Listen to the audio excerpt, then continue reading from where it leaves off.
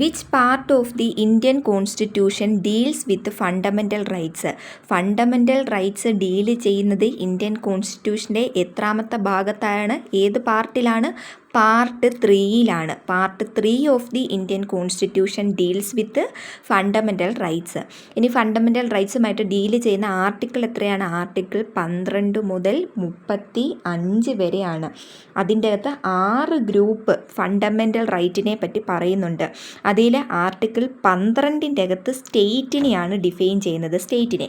ഇനി ആർട്ടിക്കിൾ 13ൻ്റെ അകത്ത് എന്താണ്? കുറച്ച് ബേസിക് പ്രിൻസിപ്പിൾസിനെ പറ്റിയാണ് ആർട്ടിക്കിൾ 13 പറയുന്നത്. ആർട്ടിക്കിൾ 14 മുതൽ 18 വരെ right to equality. First fundamental right ഏതാണ്? Right to equality. ആർട്ടിക്കിൾ 14 മുതൽ 18 വരെ. ഇനി റൈറ്റ് ടു ഫ്രീഡം ആർട്ടിക്കിൾ 19 മുതൽ 22 വരെ. ഇനി റൈറ്റ് എഗനിസ്റ്റ് എക്സ്പ്ലോയിറ്റേഷൻ, ചൂഷണം ചെയ്യുന്നതിന് എഗനിസ്റ്റ് ആയിട്ടുള്ള റൈറ്റ് ഏതാണ്?